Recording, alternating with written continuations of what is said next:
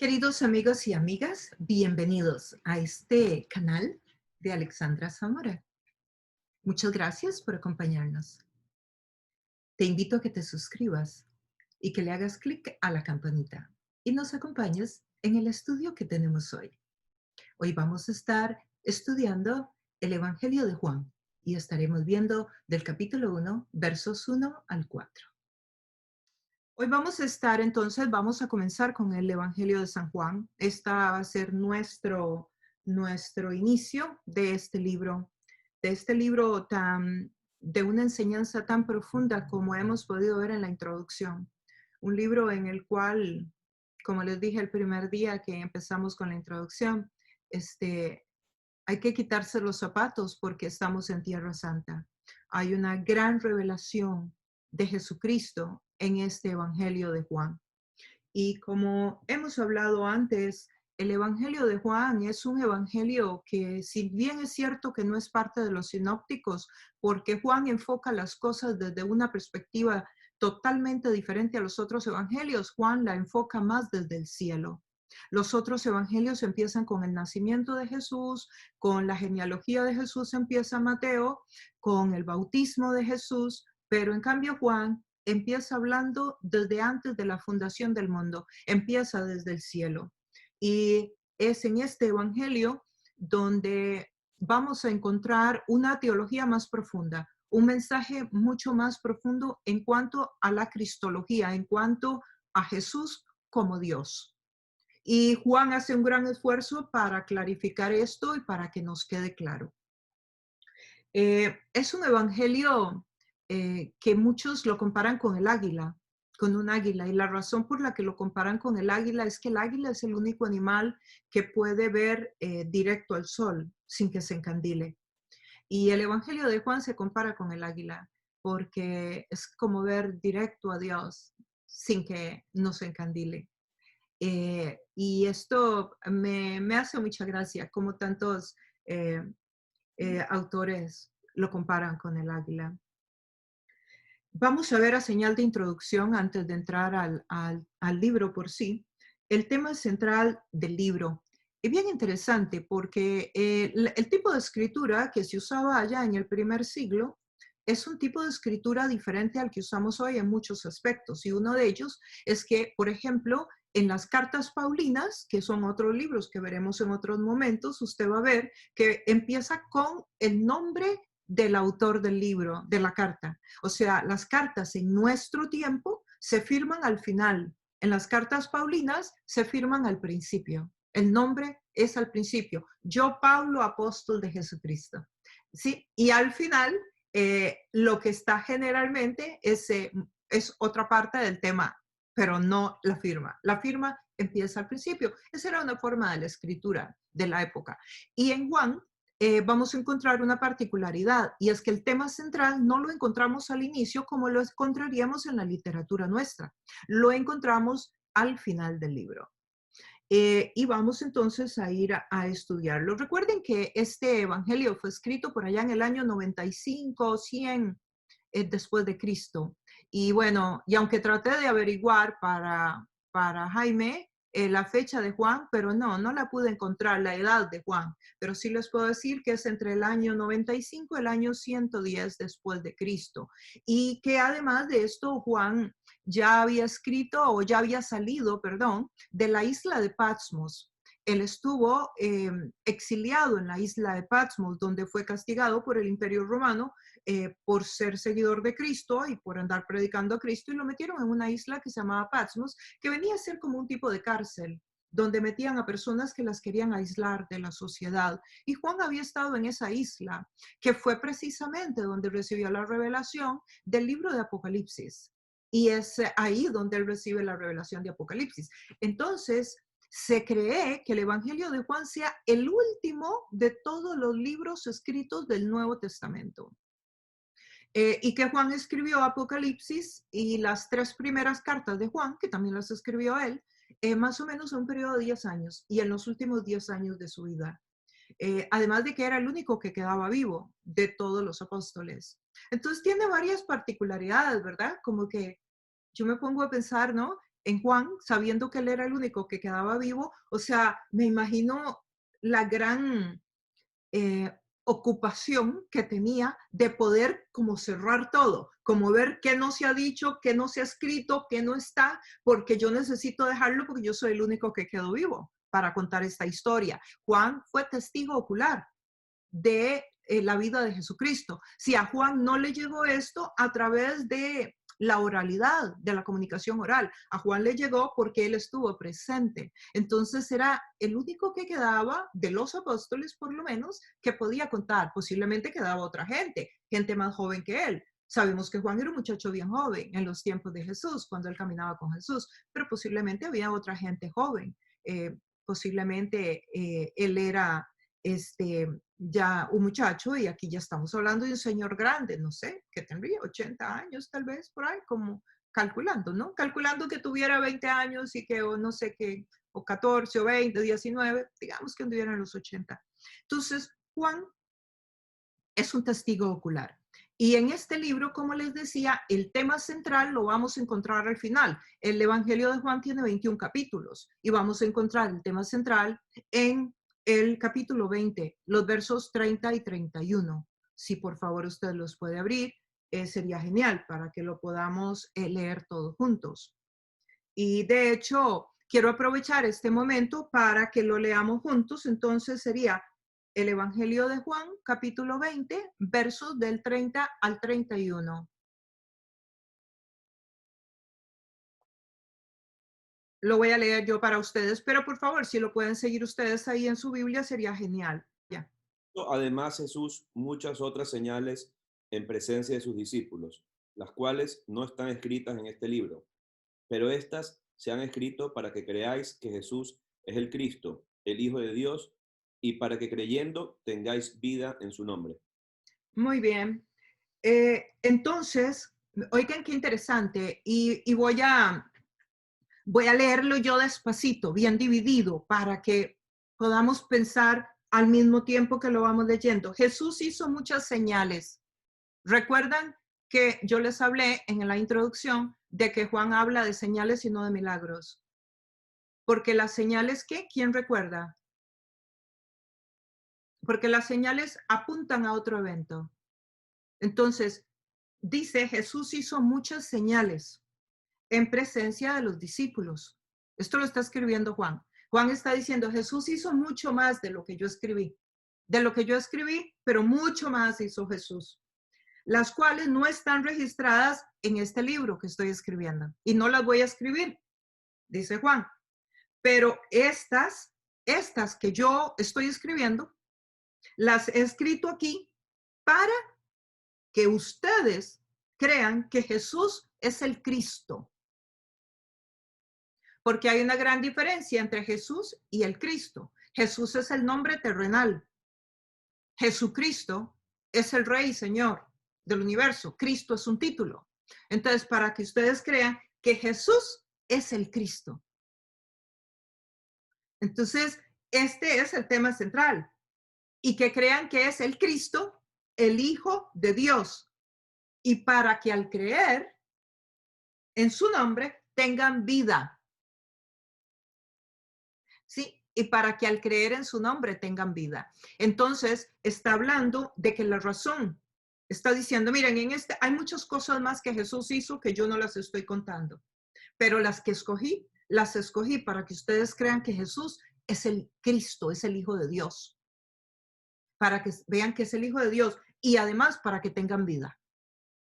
Sí, dos cosas, para que crean que es el Cristo y para que tengan vida. La palabra vida aquí se refiere a vida abundante. No se refiere a que nazcamos, no está hablando biológicamente, está hablando para que tengamos vida abundante, para que seamos bendecidos, para que estemos bien.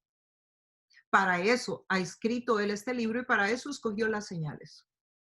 Para que creamos que Jesús es el Cristo y para que tengamos vida eterna. Interesante, ¿verdad? Aquí está entonces el propósito del libro. Esto es a donde nos va a dirigir todos los estudios que podamos hacer sobre este libro. Ahora, yo quisiera pedirles que tuvieran listo cada uno de ustedes un texto bíblico para que lo vayamos leyendo entre todos. Entonces voy a delegar algunas lecturas, todas ahora, para que las busquemos y las tengamos listas. Entonces ya cuando llegue el momento, yo solamente pregunto y usted ya sabe que a usted le toca leer eso. Ahora vamos a entrar al estudio del texto por sí. Y vamos a empezar leyendo entonces Juan del 1, capítulo 1, del 1 al 4. Mauricio. En el principio ya existía el Verbo, y el Verbo estaba con Dios, y el Verbo era Dios. Él estaba con Dios en el principio. Por medio de él todas las cosas fueron creadas. Sin él nada de lo creado llegó a existir. En él estaba la vida, y la vida era la luz de la humanidad. Muy bien. Ese es el texto que vamos a estar estudiando hoy. Los primeros 4 versos. Y vamos a comenzar con el primer verso. Dice, en el principio ya existía el verbo. Entonces, cuando hablamos del principio, cuando habla del principio, en el principio era el verbo, viene la pregunta a mi mente y es, ¿por qué no comienza con el nacimiento terrenal de Jesucristo? ¿Por qué no comienza con la genealogía? Porque Él nos lleva más allá de la creación. Podríamos pensar, es que Juan nos está llevando al principio de la creación, que es el Génesis 1:1, porque ese texto, en el principio, que leímos en Juan, es exactamente el mismo que está en Génesis, en el griego. Entonces, podríamos pensar, bueno, es que Juan nos está llevando a la creación. Pero no, Juan no nos está llevando a la creación, nos está llevando mucho antes de la creación, mucho antes de la creación. Y entonces la Pocha nos va a leer Génesis 1:1. Dios en el principio creó los cielos y la tierra. Muy bien. Dios en el principio creó los cielos y la tierra. Sí, podríamos pensar porque es la misma frase, en el principio. Vean qué forma, qué profundidad de hombre, o sea, vean lo que él está tratando de hacer. Está quitando a la gente, le está quitando la mirada de un Jesús terrenal y la está poniendo en un Jesús eterno. Y está diciendo en el principio, y está usando una frase que para ellos era muy común. Recuerden que él está hablando a dos grupos de gente, pero para los hebreos, eso de decir en el principio era muy común. Además, recuerden que también le está hablando a los estoicos, a los griegos de la época, a los helenistas, y esta gente era gente que estaba tratando de filosofar, de encontrar el porqué de la existencia. Entonces, decir la palabra en el principio era como hoy los que estamos en este asunto de ser personas que hablamos en público. Uno sabe que los primeros 30 segundos, máximo 3 minutos de lo que usted diga en una audiencia, si usted no captó la atención de su audiencia, usted la perdió. Bueno, Juan no creo que haya llevado cursos de oratoria, ni que haya llevado cursos de homilética, y sin embargo está diciendo aquí una palabra que capta la atención inmediatamente de sus dos audiencias. Menciona la palabra principio, que ya sea para los que venían helenistas como para los hebreos, es una palabra que hace que la gente vuelva a ver inmediatamente. Y aquí lo encontramos y dice, en el principio, nos dice Génesis, o cuando él habla cuando la palabra principio aquí significa orígenes, ¿verdad? En el principio. Está en el libro de Génesis y Génesis significa orígenes, inicio. Dice en el principio, o sea, cuando hablamos de principio, está hablando de un lugar donde no hay tiempo. Y que es un concepto difícil para nosotros. Claro, porque nosotros estamos en un tiempo y en un espacio limitado. Pero aquí Juan nos está llevando a un lugar donde no hay tiempo. Donde no hay tiempo y es donde está la eternidad. Todo donde no haya tiempo es eterno. Nosotros, es como que esta es la eternidad y nosotros vivimos en un espacio dentro de la eternidad, pero con tiempo limitado. Pero lo que esté después y antes es eterno. Existió desde siempre y no terminará nunca.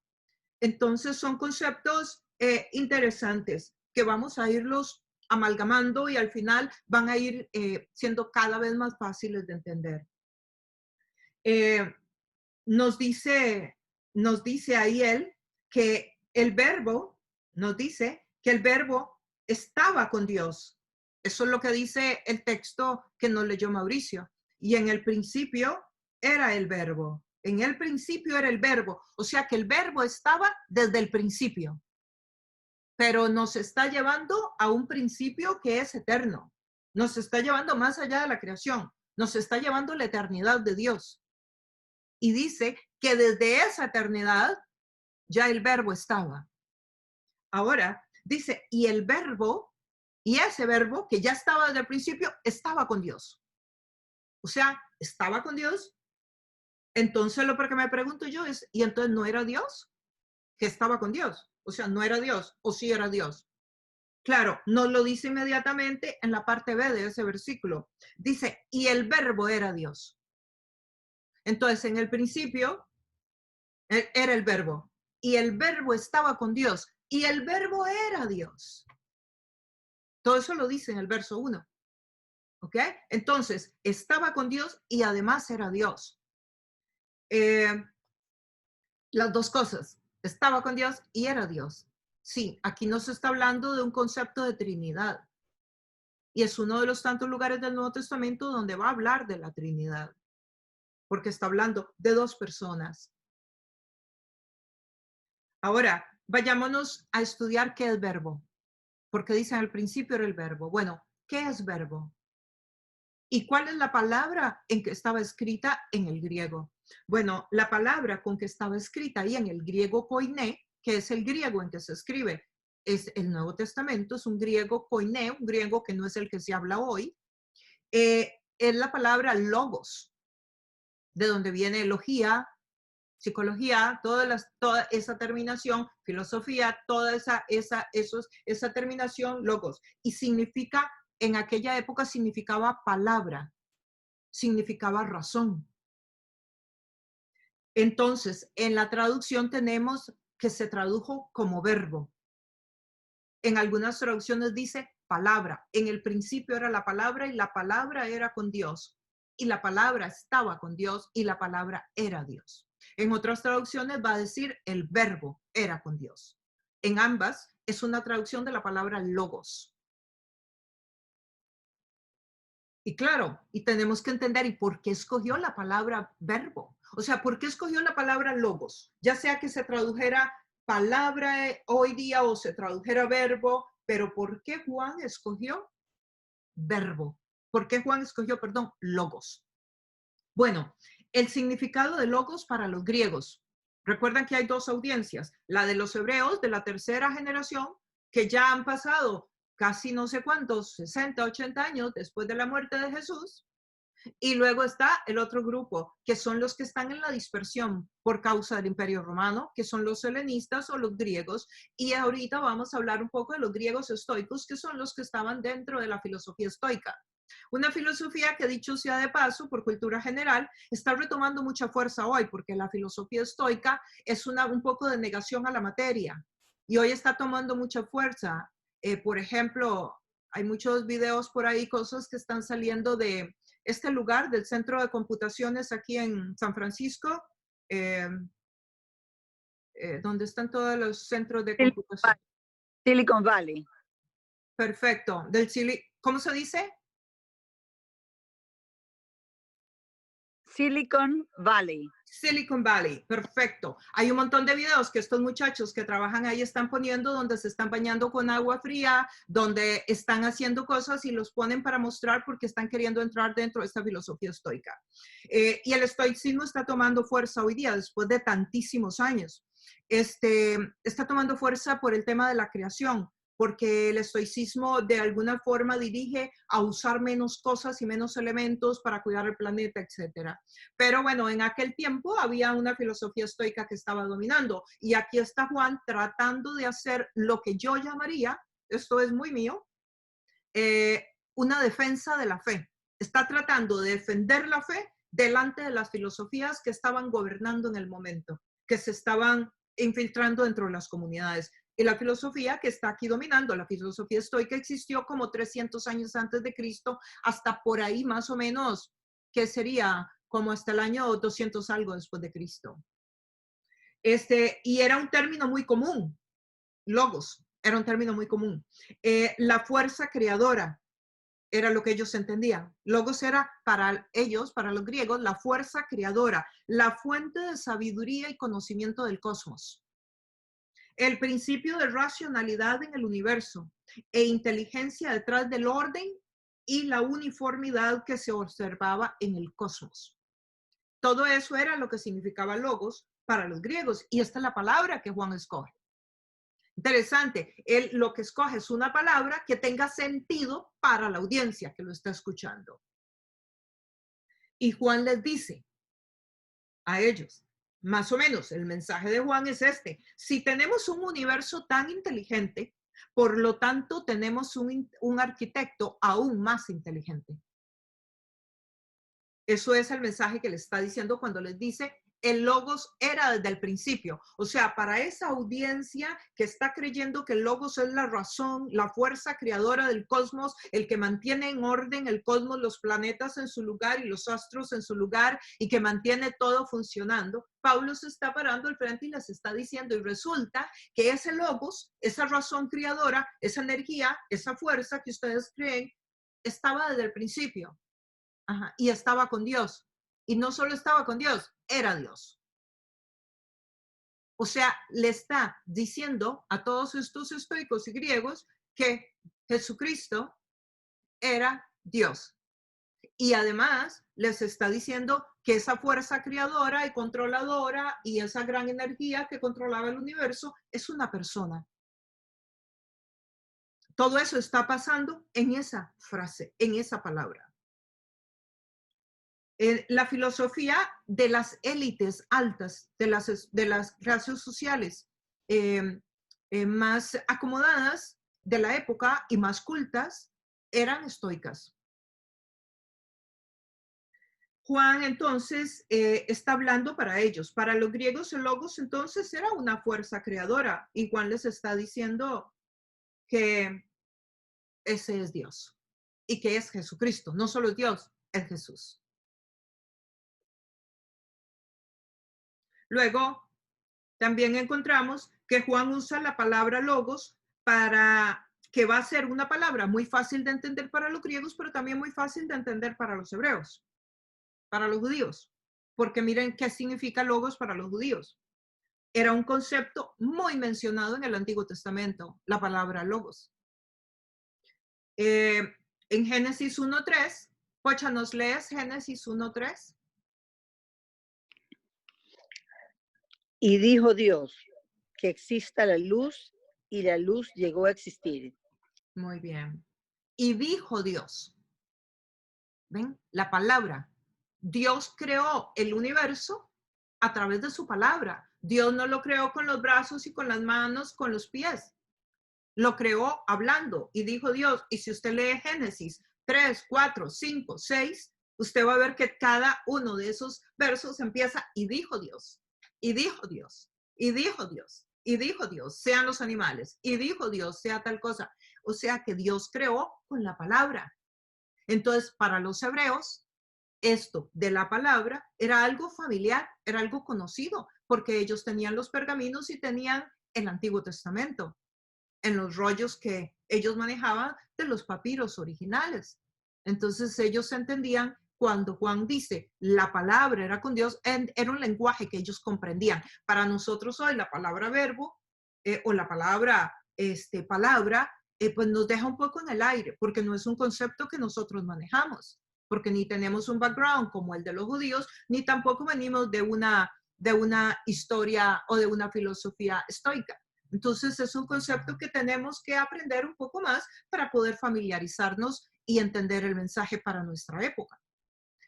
Aquí encontramos entonces que Juan sí está tratando con los hebreos, pero les está hablando en términos que ellos entienden.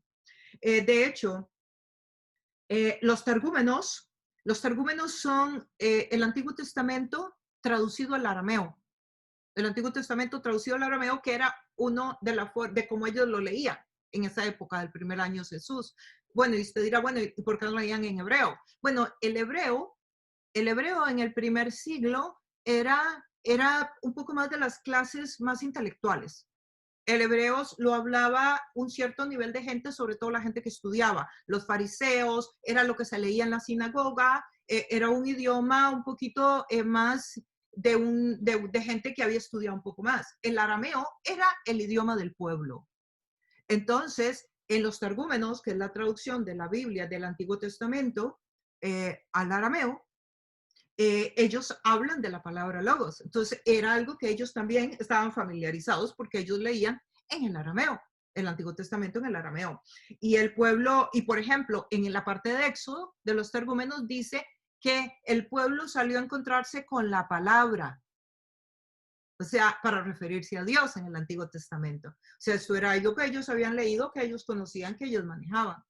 Ahora, ¿por qué con la palabra? Bueno, porque recuerden que recuerden que la Biblia nos dice en el Antiguo Testamento que nadie puede ver a Dios y quedar vivo. Nadie podía ver a Dios y quedar vivo en el Antiguo Testamento. Por eso el mismo Moisés, cuando se encontraba con Dios y Dios le daba instrucciones, Moisés no veía a Dios. Dios le hablaba a través de la palabra, pero no lo veía. Porque nadie podía ver a Dios y seguir vivo. ¿Por qué nadie podía ver a Dios y seguir vivo? Bueno, porque nadie tenía la santidad para poder estar delante de Dios y no ser fulminado por su santidad. Por eso es que hoy, este no es el estudio, pero para darles una pinceladita, por eso es que hoy cuando oramos, oramos en el nombre de Jesús. Porque nosotros hoy tenemos que estar en Cristo para poder pararnos delante de Dios a orar. Tenemos que haber creído en Jesús para pararnos delante de Dios y orar, y terminamos nuestra oración en el nombre de Jesús, porque nosotros no somos dignos. El que es digno de ser escuchado es Jesús. Por eso nuestras oraciones tienen que ser en el nombre de Jesús. Y aunque no tengamos que verbalizarlo, pero en nuestro corazón tiene que estar claro que nosotros, porque somos muy bonitos o muy buenos o porque X o Y, no tenemos ninguna autoridad para pararnos delante del Señor. Es en Cristo que nosotros oramos y es por Cristo que recibimos todas las bendiciones. Si no fuera por Jesús, no recibimos ninguna, porque el único que fue suficientemente santo, que fue totalmente humano y nunca pecó, fue Jesucristo. Y por eso fue que Jesús vino. Una de las grandes razones por las que vino, porque ninguno de nosotros podía tener esa santidad para poder ni ver a Dios y mucho menos entrar al cielo. Entonces, en los targúmenos era una palabra muy familiar para ellos. Dios era la palabra. Y no está refiriéndose, cuando habla de la palabra, solo para aclarar, no se está refiriendo a la Biblia. Se está refiriendo a Dios, no a la Biblia. Entonces nos dice, luego, en la parte, en el primer verso siempre, dice, y el verbo estaba con Dios. Y el verbo era Dios. Sí, ahí vemos las dos cosas. Estaba con Dios en el principio. Jesús estaba con Dios en el principio. O sea, entonces, y dice, y además era Dios. Y bueno, no es el tema de hoy, pero por un tema de cultura general, este es el texto, precisamente este texto, el verbo era Dios, es el que adulteran los testigos de Jehová, porque ellos ahí ponen el verbo era un Dios. Ellos le agregan el artículo un. Y el artículo un, entonces, hace que Jesús fuera un Dios más, un ángel más. Y los testigos de Jehová dicen que Jesucristo no era el unigénito Hijo de Dios, sino que era uno de los ángeles creados por Dios. Y de ahí está toda la doctrina de los testigos de Jehová. Y ven qué interesante, con solo que se cambia un artículo. Por eso es sumamente interesante e importante la traducción bíblica. Y por eso es muy importante, porque un solo artículo le puede dar un giro completo a toda una doctrina. Ellos lo que hacen es cambiar el artículo para poder justificar su posición. Pero hay muchas formas de desarmarlo. No es el tema de hoy, no les estoy enseñando, pero hay muchos argumentos que por lo menos yo, si estoy hablando con uno de ellos, les puedo decir y les desarmo su doctrina. ¿Quién es el Logos? Entonces, ¿quién es el Logos? Ya vimos qué es Logos, ¿verdad? Ahora, ¿qué es Logos para ellos?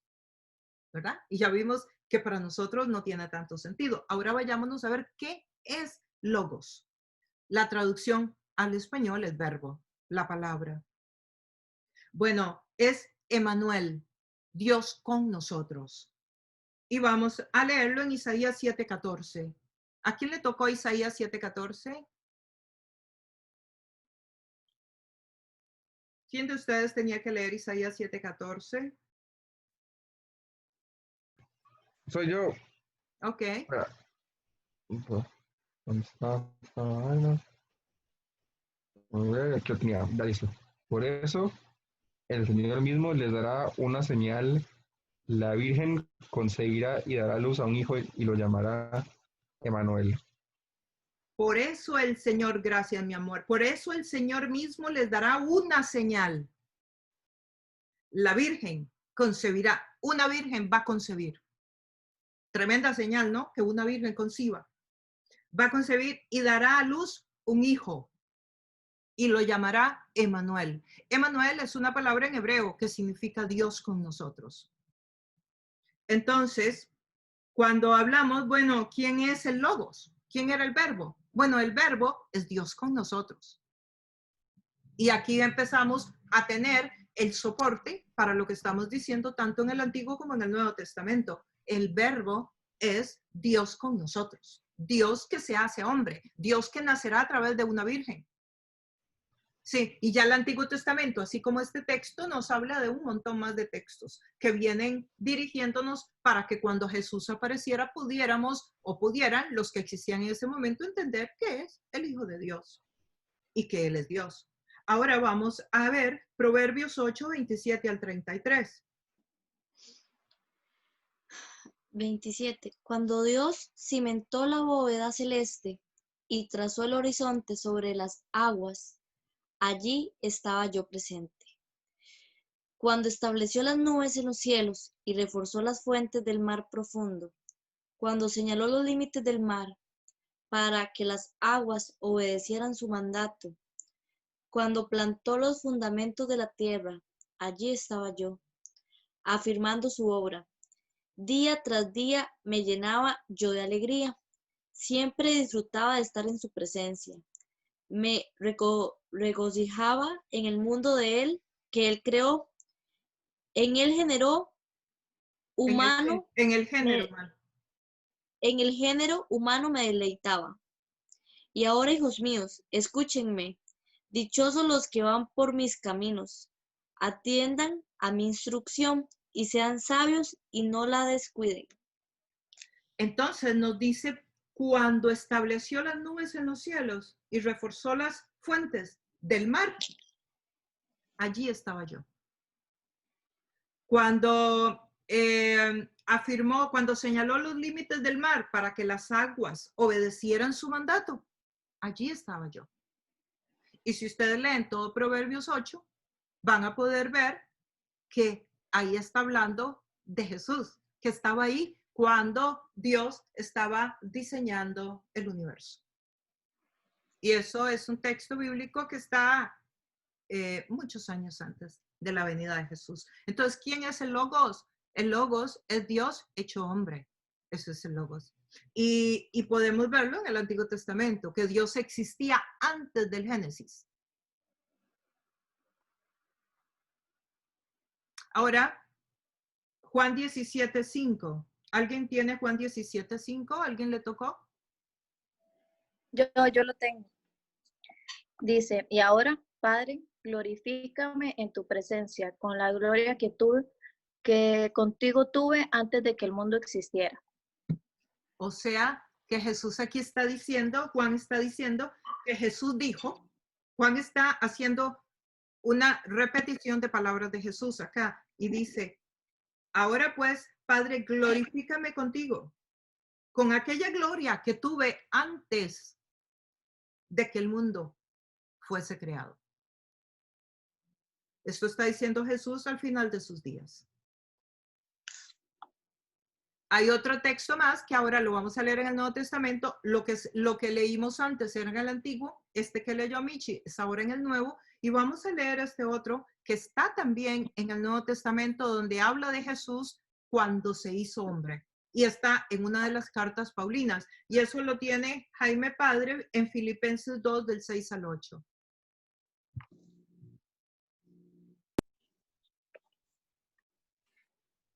A ver, ¿quién, siendo por naturaleza Dios, no consideró el ser igual a Dios como algo a que aferrarse? Por el contrario, se rebajó voluntariamente, tomando la naturaleza de siervo y haciéndose semejante a los seres humanos.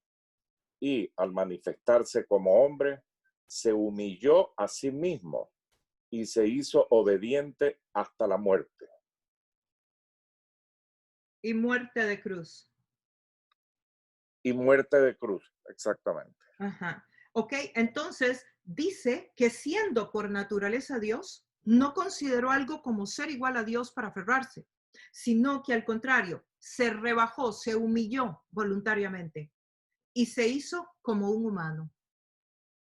Y se manifestó como hombre y además, siendo humano, se humilló de nuevo, haciéndose obediente hasta ir a morir a una cruz. Entonces aquí nos habla de nuevo quién es el verbo. El verbo es Dios hecho hombre. Y esto es el énfasis que está tratando de hacer Juan a esta comunidad que lo está escuchando. Y luego tenemos Juan 1:14. ¿Quién le tocó, Juan? Ok, Yo. Jaime. Ok.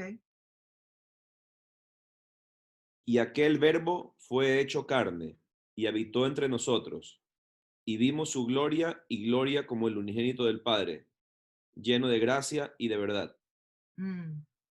Y aquel verbo fue hecho carne y habitó entre nosotros y vimos su gloria. ¿Cuál gloria? La gloria del Padre. ¿En dónde vimos la gloria del Padre? En Jesucristo. Que además estaba lleno de gracia y de verdad. La palabra habitó, que acaba de leer Jaime, habitó entre nosotros. Esas 2, 3 palabritas, habitó, significa en el griego que hizo una tienda entre nosotros. Puso su tienda entre nosotros, hizo una tienda, vino a morar entre nosotros, pero las palabras originales son que puso una tienda entre nosotros, que es la misma palabra tienda que está en el Antiguo Testamento para describir el tabernáculo. El tabernáculo fue el primer templo que Dios dirigió a Moisés para que construyera en el desierto, donde él iba a descender y iba a hablar con Moisés. Y se llamaba el tabernáculo, que si ustedes ven las fotos del tabernáculo es una tienda, nada más que gigante, pero es una tienda. Es la misma palabra que está usando Juan acá, que es la misma palabra que se usaba en el Antiguo Testamento para hablar del tabernáculo. O sea, está hablando de que así como el verbo, como Dios, se hizo carne en Jesucristo, pues de la misma manera que también en el Antiguo Testamento Dios descendía a la tienda, al tabernáculo, para hablar con los hombres. Pero miren qué profundidad, o sea, les está diciendo que aquel Dios que antes bajaba a la tienda, bueno, ese Dios ahora bajó aquí a la tierra en persona y está aquí con ustedes. Y eso es lo que Juan les está diciendo. El Éxodo 33, del 7 al 11, dice que Dios descendía en el tabernáculo para hablarles. Y ahora Dios se hizo hombre para hablarles de nuevo. Pero ahora les está hablando cara a cara, porque les está hablando en Jesucristo. Y vieron la gloria. En el Antiguo Testamento ellos veían la gloria. Cuando ellos estaban en el tabernáculo y Moisés entraba al tabernáculo, el pueblo se tenía que quedar lejos. Y el pueblo se quedaba lejos viendo a Moisés donde entraba. Y una columna de humo descendía. Sí, y muchas veces ellos podían ver esa columna, la gloria de Dios que descendía en ese lugar. Bueno, aquí Juan les está diciendo, y la gloria de Dios vino a la tierra en Jesucristo. Pero cuando Moisés estaba en el tabernáculo, él nunca pudo ver a Dios porque Dios era demasiado para él. Él veía un humo y lo que hacía era escuchar la palabra de Dios. Y en el Nuevo Testamento ya es Jesús en persona, es Dios a través de Jesús en persona el que se nos presenta a nosotros, ya físicamente, visualmente. Es correcto, eso es, así es, muy bien. Por esta razón, el Señor Jesucristo pudo afirmar ante la incredulidad de los judíos, cuando lo miraban y no le creían que él era el Hijo de Dios. Él afirmó en Juan 8:58, que creo que no se lo di a nadie. Juan 8:58 dice, de cierto os digo, antes que Abraham fuese, yo soy. Antes de que Abraham fuese, yo soy. O sea, está haciendo una comparación aquí Jesús interesantísima. Y Juan lo que está es repitiendo las palabras de Jesús. Y dice, antes de Abraham, yo fui. Entonces, Jesucristo está afirmando esto delante de los cuando Jesucristo estaba. Estamos hablando que Juan está repitiendo algo que pasa que 50, 40 años después. Por la eternidad. Claro, Juan lo está repitiendo, digamos, Juan está repitiendo esto en el año 95 después de Cristo, digamos, o lo está escribiendo, ¿no? Pero esto pasó 40 años antes cuando Jesús estuvo en la tierra. Y lo que Jesús les dijo en ese momento fue que él existió antes de que Abraham naciera. Antes. Está probando el mismo punto, ¿sí me explico? El mismo punto. Yo existo desde antes, yo estoy desde antes, o sea, yo soy Dios, porque ese era el punto. Recuerden que los judíos no creyeron que Jesucristo era el Hijo de Dios y por eso lo crucificaron. Bueno, Jesús se encargó durante todos esos 3 años de dar argumentos, de explicar, de decir, y ahora Juan vuelve de nuevo para que ellos crean, como dijo el tema central que leímos al principio en el 20, 30 y 31. Juan vuelve todo el libro a tratar de confirmarles y de enseñarles para que pudieran creer y tuvieran vida eterna. Porque esa era posiblemente la gran preocupación de Juan. Entonces, aquí encontramos que Jesús les dice que él existió antes de Abraham. Texto muy hermoso, por cierto, la parte de Abraham, ¿verdad? Porque es un texto que todo el mundo conoce, Abraham, el padre de la fe. Entonces Jesús no era un fantasma, Jesús no era una impresión, como creían los estoicos, que era una impresión, pero que no haya sido humano. Que ellos, los apóstoles... ¿Perdón? No era un Dios. No era un Dios tampoco. No era ni un Dios, no era humano. Los estoicos recuerdan que en la introducción les enseñé que aún creía que era algo que se imaginaban los apóstoles, se lo habían imaginado, pero que en realidad nunca existió como hombre. Le estaban quitando la humanidad a Jesús. Y si Jesús no vino y si Dios no vino como humano, entonces no nos pudo salvar. O sea que eso destruye toda la esencia de la doctrina de la salvación. Si Jesús no fue Dios, nadie nos salvó. Si Jesús no fue humano, nadie nos salvó. O sea, nuestra fe queda en cero. O sea, entonces vean qué interesante cómo una herejía puede infiltrarse y cambiar un par de milímetros la fe y nos deja en cero. ¿Verdad?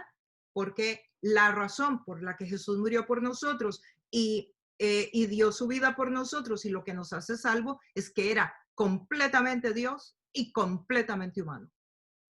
Al mismo tiempo. Claro, es un concepto que para nosotros es muy difícil y va a ser difícil toda la vida, porque ¿cómo vamos a entender nosotros que Jesús era humano y era Dios? Y no era que era humano, una mano era humana y el resto era Dios. No, era completamente Dios y era completamente humano al mismo tiempo. Y que cuando estaba en la cruz era humano, no era Dios, pero era Dios. Pero estaba muriendo en la cruz en su humanidad. 100% humano, 100% Dios. Exacto. Y no fue solo que lo percibieron con los sentidos, como decían los estoicos. No era algo que se imaginaba, no era una creación de Dios, que Dios lo creó, no. No era una expresión de Dios, no, era Dios. Era 100% Dios, 100% humano. Jesús era completamente humano y era completamente Dios. Los dos. Jesús, el Padre no es el Hijo, el Padre no es el Hijo y el Hijo no es el Padre. Son dos personas totalmente diferentes. No es que uno de ellos que uno de ellos es creado por el otro, no es que uno de ellos se cambian, no, son dos personas. El Padre es uno, el Hijo es otro, pero son un solo Dios. Y aquí hablamos de dos, de Jesús y del Padre, pero sabemos que la Trinidad es Jesús, el Padre y el Espíritu Santo. Que no es el tema de hoy hablar de la Trinidad. Aquí estamos mencionando a dos porque son los que el texto está mencionando. Jesús ha existido por toda la eternidad. Jesús ya existía cuando se creó lo que existe. Jesús estaba con Dios y además era Dios. Jesús es Dios. Jesús existe antes de la creación. Jesús existe antes del tiempo. Y esto lo hace eterno. Si Él existe antes de que el tiempo existiera, esto lo hace a Él eterno. Y si Jesús es eterno, Jesús es Dios.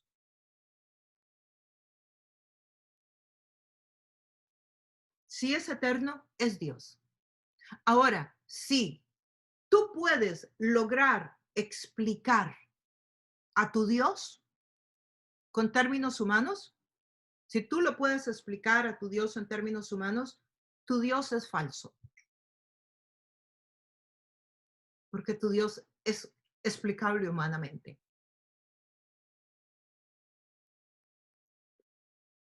Lo que hace que Dios sea Dios es que es eterno. Y eso es un término que nosotros no podemos explicar. Y ahí es donde entra la fe, el creer por fe. Pero cuando tú crees por fe y tomas el paso de creer por fe, entonces viene el Espíritu de Dios y te confirma. Y tú empiezas a vivir una experiencia y una clase de vida y una relación con Dios que te confirma que aquella locura de haber creído por fe era verdad y era correcta. Por eso es que en el caminar con Cristo, la persona cree por fe. Y después de que ha creído, el Espíritu de Dios viene y empieza a confirmarle en su vida y usted empieza a ver, usted empieza a ver, usted empieza a entender. Pero antes de que usted crea por fe, usted no entiende, usted no ve. Usted tiene que creer por fe. Y entonces empieza a entender, y entonces empieza a ver, y entonces viene una iluminación, y entonces cosas empiezan a pasar en su vida, y la vida abundante de Dios viene a su vida. Y usted empieza a tener hambre de Dios, y usted empieza a querer leer la Biblia, y usted empieza a querer vivir en santidad, y usted empieza a entender conceptos que usted no había entendido nunca. ¿Por qué? Porque es Dios quien te ilumina, es el Espíritu de Dios. Pero si usted no da el paso de fe, usted vive en oscuridad, usted vive en ignorancia, usted no entiende. Y ahora vamos a entrarle un poquito más a ese tema de la luz. En Hebreos 1, del 1 al 2, dice, Dios, habiendo hablado muchas veces, dice Hebreos lo escribió Pablo, habiendo hablado muchas veces y de muchas maneras, en otro tiempo, a los padres, en otro tiempo, o sea, antes, en el Antiguo Testamento, a los padres. O sea, cuando dice padre se refiere al Antiguo Testamento. En esos postreros días nos ha hablado a través del Hijo, dice Pablo.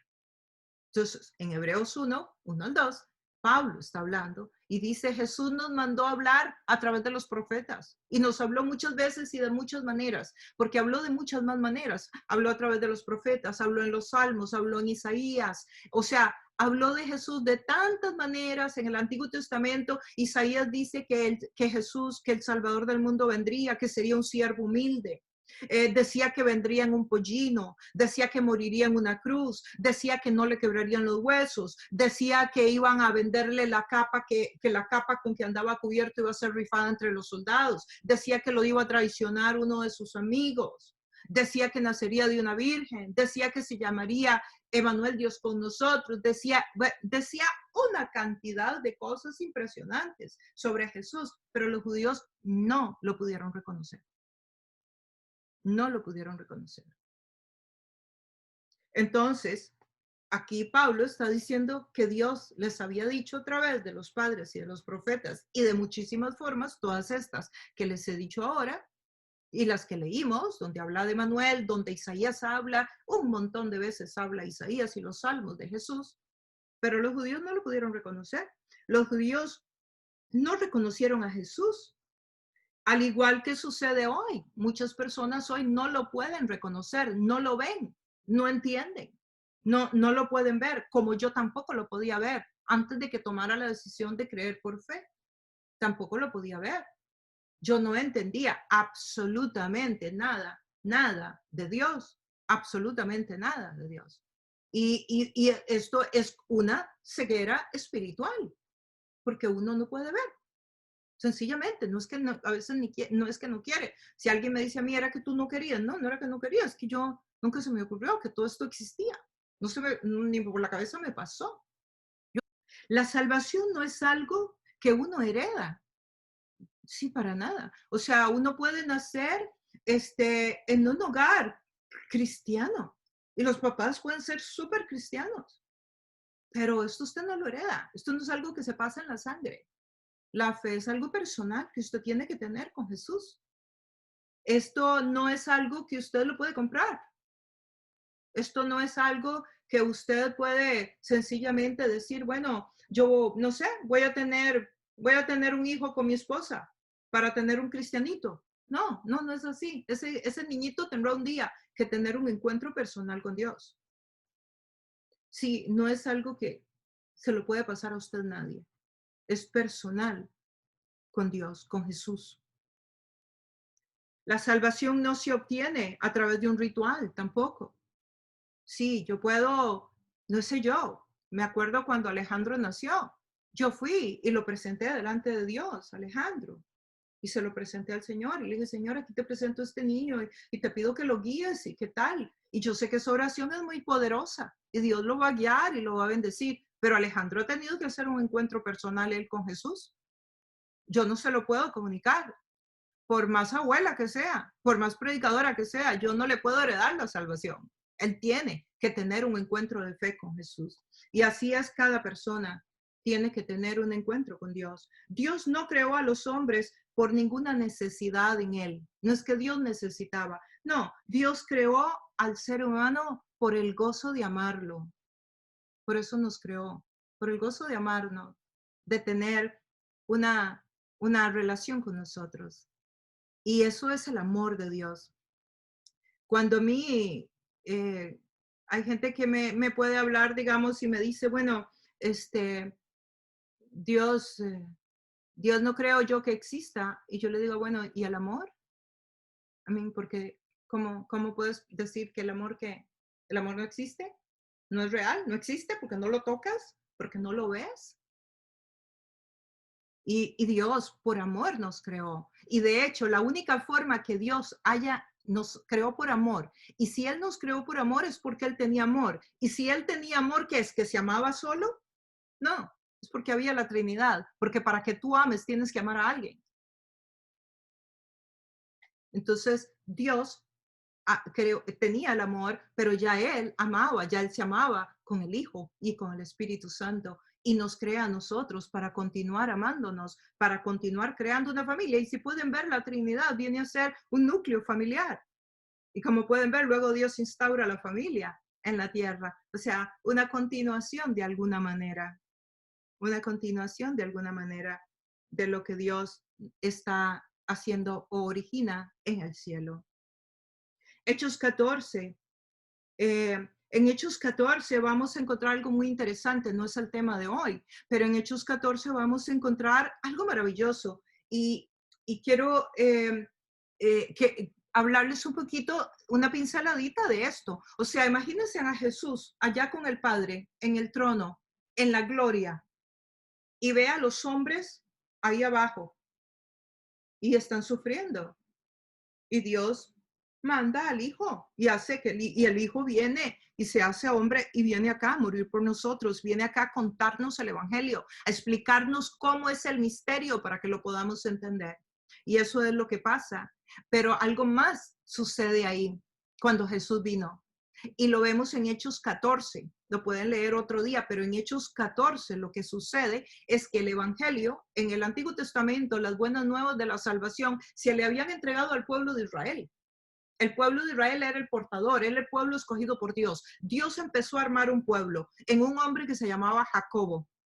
Dios llamó a Jacobo y a Jacob lo llamó y le dio 12 hijos, que son las 12 tribus de Israel. Y esas 12 tribus de Israel, Dios empezó a revelarse a sus vidas y los empezó a guiar en el Antiguo Testamento. Bueno, ellos eran el pueblo de Dios y Dios se reveló a sus vidas. Y durante muchos años estaba en manos del pueblo de Israel, este Dios. Pero cuando Jesús viene y cuando Jesús se va, eso se rompe. Dios ahí desata el evangelio. Entonces el evangelio está depositado en un grupo étnico que se llama Israel. Y cuando Jesús viene, lo que hace es que ahora ese evangelio, esas buenas noticias, ahora ya no son solo para un grupo étnico limitado geográficamente, ahora es para todas las naciones de la tierra. Y eso sucede en Hechos 14, que lo escribe Lucas. Ahí en Hechos 14 se rompe y el evangelio se quita el etnocentrismo del evangelio, porque los judíos no compartían del evangelio con nadie más, solo era para ellos. Bueno, Jesús viene a romper con el etnocentrismo. Y ahora el evangelio es para todas las naciones de la tierra. Entonces, parte de por qué vino Jesús es también porque además de salvarnos, entonces Él lo hace para que el evangelio corra por todas las naciones de la tierra. Y ahora todas las naciones de la tierra tenemos el evangelio. Ya no pertenece a un grupo étnico. Ahora pertenece a la Israel, pero la Israel de ahora es la Israel espiritual, no la Israel geográficamente hablando.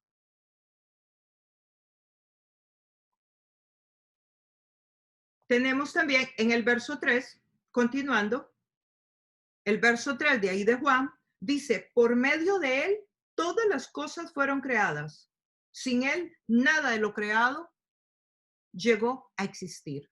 Todas las cosas fueron creadas por medio de él, de Jesús, del verbo, porque está hablando del verbo todavía. No ha dicho la palabra Jesús. Todas las cosas fueron creadas. Sin él, nada de lo creado llegó a existir. Eso está diciendo Juan. Como dice, todas las cosas, esto abarca la totalidad de la materia y de la existencia. Y Colosenses 1:16 dice lo siguiente, lo voy a leer para ustedes. Porque en él fueron creadas todas las cosas, las que hay en los cielos, las que hay en la tierra, las visibles, las invisibles, los tronos, los dominios, los principados, las potestades, se está refiriendo a las fuerzas de maldad. Todo fue creado de él y para él. Eso lo dice Colosenses, que es un libro escrito por Pablo. Y está diciendo lo mismo que Juan está diciendo. Dice que todas las cosas fueron creadas por él. Jesús tenía este poder creador. El poder creador del Logos. Recuerdan que el Logos, la palabra, ¿verdad? Es un poder creador. Que Juan les está diciendo a los estoicos, ese poder creador, toda esa fuerza, bueno, ese es Dios. Y resulta que Dios estaba desde antes de la fundación del mundo y además estaba con Dios y además era Dios. Bueno, aquí está diciendo Jesús tiene ese poder creador y Jesús dejó algunas evidencias para que lo vieran de ese poder creador. ¿Cómo cuándo? Bueno, como cuando estaban las bodas de Caná. Cuando estaban las bodas de Caná, el Señor hizo el vino de agua, hizo vino. Él creó vino ahí delante de todo el mundo al principio de su ministerio. Ya él empezó a hacer creación. ¿Ves? Y esto es una de las señales que vamos a leer en el Evangelio de Juan. Pero pueden ver que además de milagro, no es el milagro por sí, sino porque está haciendo una señal para que podamos ver que Jesús fue creador, que ya él tenía en él, cuando hacía las señales, el poder de crear. Sí, no fue que solamente sanó a alguien, es que hizo de la nada, convirtió el agua en vino, hizo vino. Y luego también en Juan 6, del 1 al 15, dice que le dio de comer a 5,000. O sea, no había comida. Y la comida sencillamente se creó. sea, el poder creador estaba en Jesús, el poder creador de la palabra, del logos, de todo lo que Juan estaba defendiendo frente a los estoicos y también frente a los judíos. La palabra hablada tiene una trascendencia creadora hasta el día de hoy. Uno con la palabra, dice la Biblia, que puede edificar y también puede destruir. La palabra tiene un poder. Es algo que Dios nos ha comunicado. Esto es uno de los atributos comunicables de Dios, porque hay atributos de Dios que no fueron comunicados al ser humano, como la omnipotencia, como la omnisciencia, como esos no fueron comunicados. Los tiene Dios y son solo de Él. La omnipresencia de Dios, todos esos no fueron comunicados al ser humano, pero hay algunos atributos y cosas de Dios que nos fue comunicadas y dentro de esos está el poder creador. Tal vez no en la misma dimensión, tal vez no, de hecho, no en la misma dimensión que Jesús, ni en la misma dimensión que Dios, pero sí tenemos nosotros el poder de la creación. El poder creador del verbo nos fue comunicado en la mayordomía. Sí, Génesis 1:28 dice, y los bendijo, Génesis. Me estoy yendo a Génesis cuando Dios terminó de hacer el cosmos, terminó de hacer la tierra. Entonces hizo al hombre, hizo a la mujer, y cuando los hubo terminado les dijo, sean fructíferos y multiplíquense, llenen la tierra y sométanla. Sométanla es una palabra que significa mayordomos, administradores. Dominen a los peces del mar y las aves de los cielos. O sea, administren esto que les estoy dejando como un papá que le deja al hijo algo. Entonces, aquí Dios nos está entregando la mayordomía, la administración de este hogar tan hermoso que nos preparó y que nos hizo para que viviéramos como familia.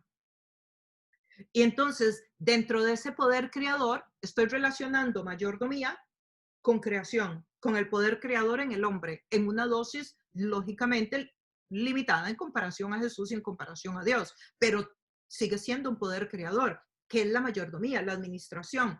Y empecemos, por ejemplo, con la ciencia.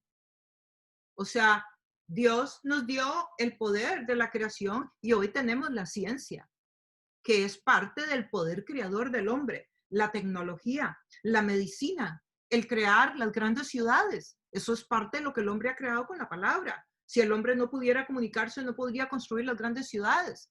Las grandes comunidades se construyen por la comunicación que hay en la palabra. También entendemos la parte del sexo. El sexo fue algo que Dios nos dio. Dios nos lo dio. ¿Y nos lo dio para qué? Para tener intimidad en la pareja.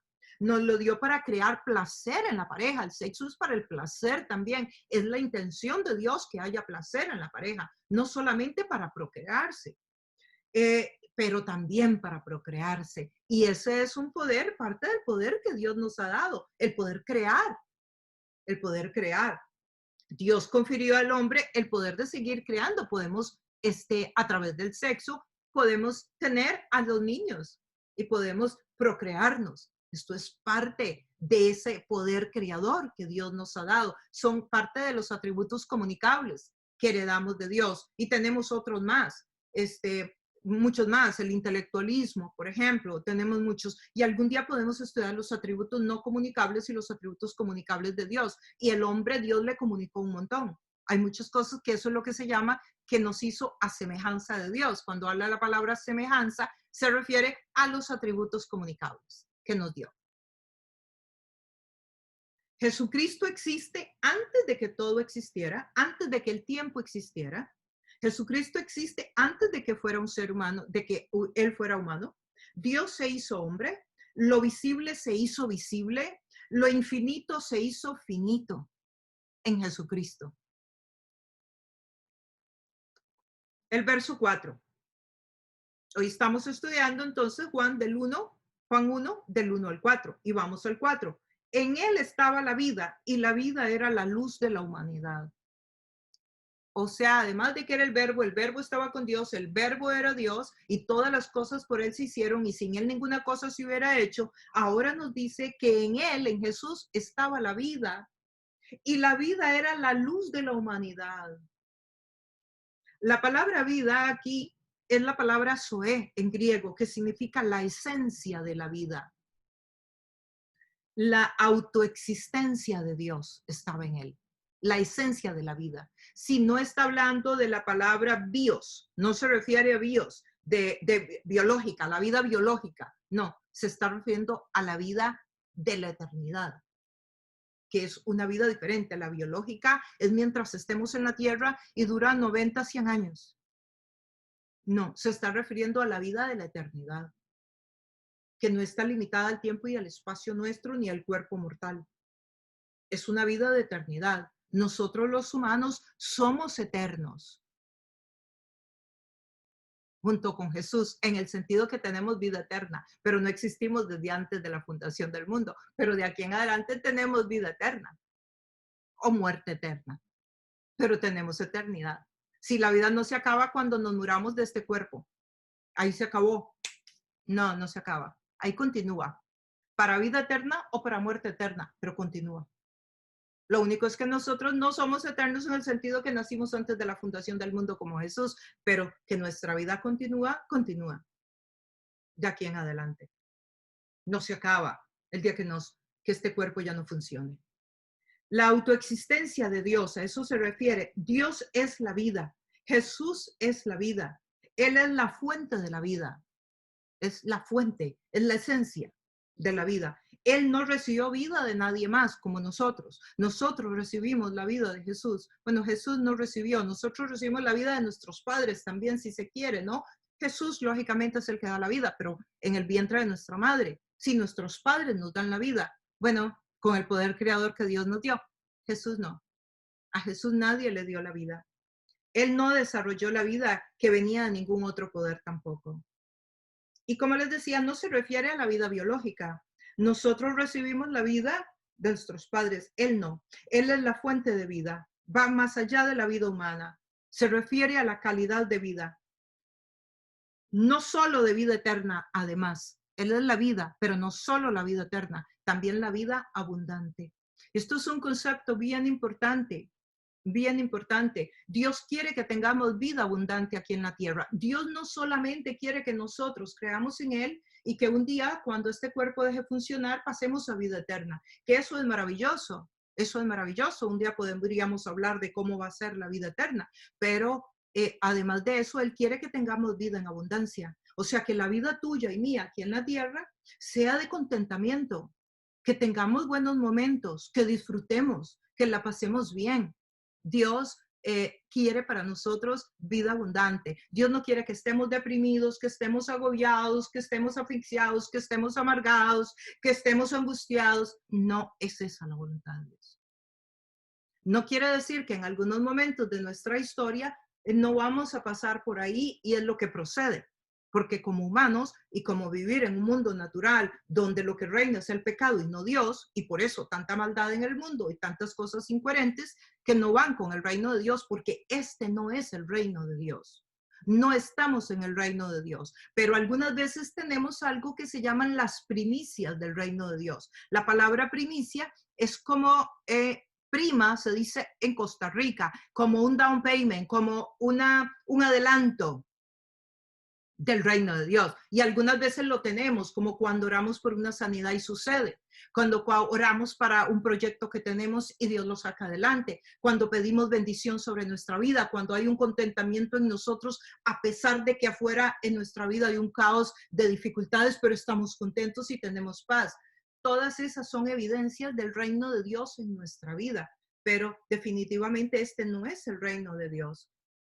Este no es el reino de Dios. Pero nosotros podemos tener vida en abundancia en medio de este lugar donde estamos y por donde estamos atravesando. Hoy día podemos ver, por ejemplo, que la vida de la que yo estoy hablando es una vida que solo Dios la puede dar. Por ejemplo, cuando vemos en un hospital que tienen la máquina para darle vida artificial a alguien, sí le pueden poner vida artificial, pero esa persona no pueden hacer que viva. La pueden tener ahí 5, 6, 8 meses en vida artificial. Sí, pero no necesariamente puede un médico darle la vida. Si Dios decidió que se va, se va. Entonces, esa vida nos estamos refiriendo a una vida que viene de Dios, que tiene que ver de Dios, no a la vida biológica nuestra aquí en la tierra.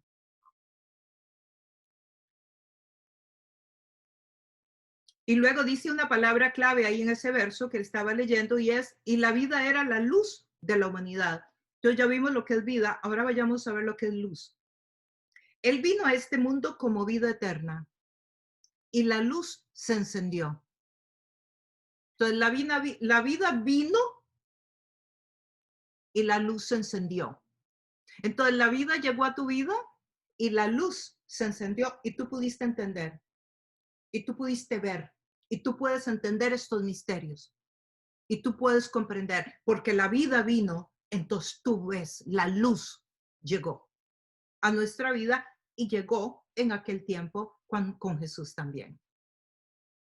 En el Antiguo Testamento se llamaba el Shekinah.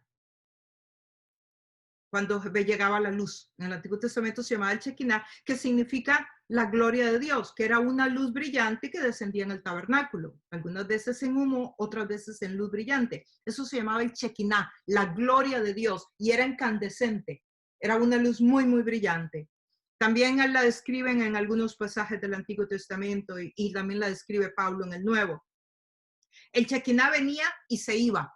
El Shekinah, la gloria de Dios descendía en el Antiguo Testamento y se iba, porque en el Antiguo Testamento Dios no estaba permanentemente. Dios descendía, hablaba a través de un profeta y volvía a irse. Dios descendía, le hablaba a Moisés, le daba las tablas de los mandamientos y volvía a irse. Con Jesucristo, cuando Jesucristo vino, la gloria de Dios vino en Jesucristo, Jesucristo muere en la cruz y cuando Jesucristo muere en la cruz, Él dice, y Él resucita, Él sale de la tumba, y antes de la resurrección, Él dice, a ustedes les conviene que yo me vaya, porque si yo me voy, descenderá el Espíritu Santo, que será el Paracleto, el ayudador, el que les va a acompañar, el que va a morar dentro de ustedes. Entonces, aquella tienda de campaña, que en el Antiguo Testamento era el tabernáculo, que Jesús la hizo y dijo, y vino a habitar con nosotros, ahora esa tienda de campaña somos tú y yo. Ahora el Espíritu Santo vive dentro de nosotros. Somos el templo de Dios. Dios no está en un edificio. Dios no está en un lugar. Dios está dentro tuyo. En el momento en que has creído que Jesús murió y que Jesús resucitó por tus pecados, tú te conviertes en la tienda de campaña de Dios, donde Dios vive, pero no viene como en el Antiguo Testamento, que viene y se va. Ahora Él viene y se queda a morar contigo. El Espíritu de Dios se queda y vive dentro de ti para siempre.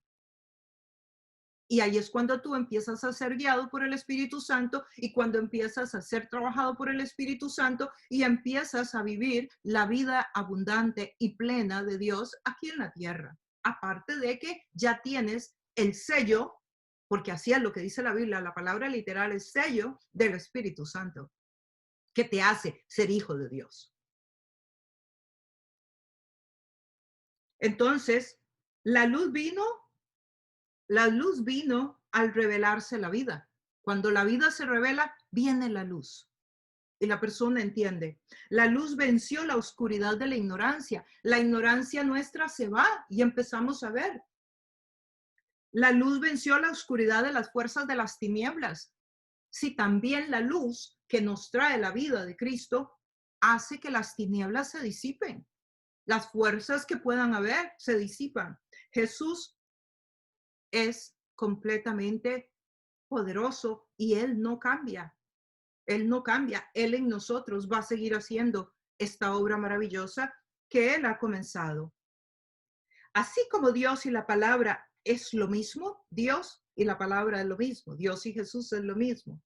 La vida y la luz es lo mismo en este caso, porque la vida, la luz que está hablando aquí es la fuente de la luz, no es la luz de una lámpara, sino que es la fuente de la vida. Las tinieblas van desapareciendo conforme va entrando la luz. Sí, la luz es tan poderosa, la analogía que usa aquí Juan es tan poderosa que imagínense ustedes la importancia que tiene. Si ustedes imaginan un lugar oscuro y ustedes encienden la luz, ¿las tinieblas pueden resistir la luz? No, no la pueden resistir. Las tinieblas se tienen que ir. Eso es la luz que trae Jesús a nuestra vida. Si tú no crees en este Jesús que estamos hablando, pues estás en problemas, porque entonces estás creyendo en otro Jesús que no es el Jesús del Evangelio. 2 Corintios 5:17 dice, de modo que si alguno está en Cristo, nueva criatura es. Vean qué interesante, si alguno está en Cristo, nueva criatura es. Las cosas viejas van pasando y todas van siendo hechas nuevas. Por esa luz, esa vida y esa luz.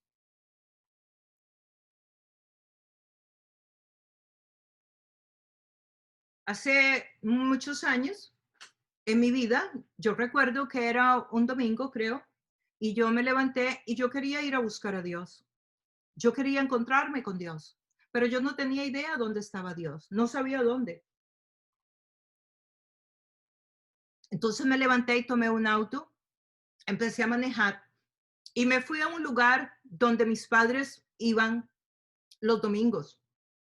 Y yo dije, ahí tiene que estar, porque eso era lo más cercano a Dios que yo tenía en mi cabeza. Yo nunca había estado en nada de Dios, nunca sabía nada de Dios, nunca me había leído la Biblia, nada. Sencillamente yo empecé a sentir ganas de buscar a Dios. Y yo cogí el auto y me fui a ese lugar porque era lo único que yo relacionaba con Dios. Y yo dije, ahí debe estar, esta debe ser su casa, ahí me lo voy a encontrar. Y yo recuerdo que yo entré y durante toda la reunión, como ustedes saben, uno tiene que hacer y seguir a la persona que está liderando al frente y tiene que hacer diferentes cosas. Bueno, yo obedecía todo lo que esa persona al frente decía, absolutamente todo. Si decía que había que arrodillarse, yo me arrodillaba y yo me ocupaba de mover bien las rodillas para pegarlas al piso, porque yo creía que tenía que hacer eso bien hecho para que entonces poder conocer a Dios ese día. Y si decía que había que hacer algo, lo que fuera que había que hacer, entonces yo llegaba y lo hacía con mucho esfuerzo, con mucho cuidado. Y así yo hice durante todo el rato, todo lo que estaba diciendo que había que hacer. Cuando yo terminé y cuando la reunión terminó y ya todo el mundo fue despedido a su casa, yo salí, me monté en el auto y yo me volví y le dije, ¿sabes una cosa? Es mentira que tú estás en ese lugar. Tú no vives en esa casa. No es cierto que tú estás ahí. Yo supe. Yo entré con un vacío y yo salí con el mismo vacío. Yo sabía que él ahí no vivía. Yo sabía. Pregúntenme cómo, no lo sé, pero yo sabía que ahí él no estaba. Años después empiezo a estudiar la Biblia y me doy cuenta que es que él no está en ningún edificio. Y yo llegué y tomé el auto y me fui llorando por la carretera. Me fui llorando y manejando a alta velocidad. Y yo iba llorando y le iba diciendo, tú eres un mentiroso, tú eres un falso, estás engañando a la gente, le estás diciendo a la gente que estás en ese edificio, pero no es verdad, ahí no vives, esa no es tu casa. Y empecé a llorar y llorar. Yo me acuerdo que ni siquiera podía ver por dónde iba manejando porque eran montones de lágrimas.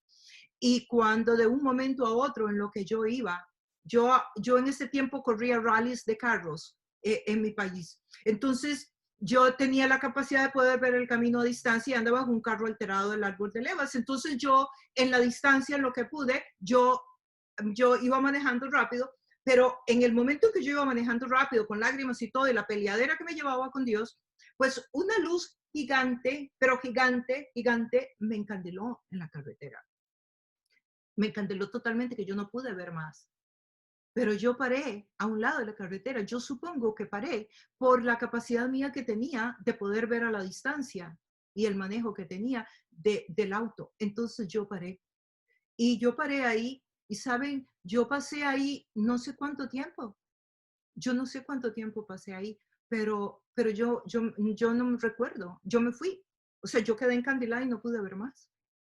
Y cuando yo regresé a mi auto, fue como que yo venía de un lugar vacío y yo me venía acercando al presente donde estaba. Y yo recuerdo que de donde yo venía era totalmente vacío, no había ruido.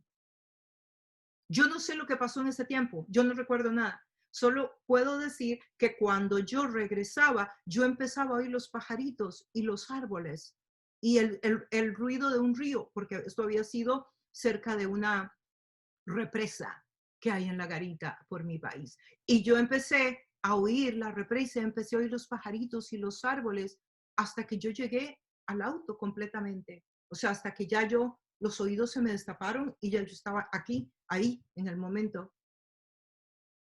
Y en ese momento yo dije, es verdad, él no estaba en ese lugar, pero él sí existe y me escuchó. Y ese fue uno de mis primeros encuentros con Dios antes de entender mejor el Evangelio, porque aquí yo no tenía palabra, aquí yo no entendía nada. Esta fue solo una experiencia aislada que yo tuve como unos 4 o 5 años antes de que yo le entregara mi vida a Jesús. Pero supe lo que era esta luz que encandila. Tuve esa experiencia y fue para mí maravilloso porque hasta el día de hoy yo sé a qué se refiere ese encandilamiento. Dios me dio el privilegio de poderlo vivir. Así que nosotros en Jesús, cada uno de nosotros tiene que tener un encuentro personal con Él, de manera que tú tomes la decisión de creer en Él. Y puede que tú no tengas ningún encandelamiento como el que tuve yo, pero igual tienes que dar el paso de fe y creer que Jesús es tu Señor y es tu Dios y que Él te perdonó de todos tus pecados. Porque ¿sabes qué? Jesús estaba allá en el trono y ahí conversando con el Padre seguramente vieron para abajo y el Padre dijo, mira qué perdidos están, mira qué confundidos están, mira qué mal les está yendo, mira todo lo que les sucede. Y Jesús se volvió y le dijo, yo puedo irles a decir cuál es la verdad, cuál es el camino, cuál es la vida. El Padre le preguntó, ¿de verdad? ¿Dejarías tú esta tranquilidad y todo eso? Pero es que si tú vas allá, o sea, tienes que hacerte hombre. Y Jesús dijo, yo voy. Y bueno, Jesús vino y empezó a decirnos cómo era, pero no lo entendimos, no lo reconocimos. Entonces, esa función que Jesús hizo es la función que hoy nosotros muchas veces hacemos con compartirles a otros. Dejamos muchas veces nuestra comunidad, nuestra conformidad, nuestra vida, nuestra comodidad y todo lo nuestro para compartir con otros de Jesús, para que otros también conozcan. Y eso es lo que se llaman las misiones. Eso es lo que se llama llevar el evangelio a otros. Y eso es lo que se llama compartir. Y eso es un ejemplo que Jesús nos dio. Él dejó la comodidad, él dejó el trono, él dejó todo para venir aquí a la tierra y hacerse un hombre. Pero además de hacerse hombre, él tuvo que morir en una cruz. Él tuvo que morir ahí en esa cruz por nuestros pecados. Y ahí tenemos entonces el acto de la salvación que Jesús hizo en nuestra vida.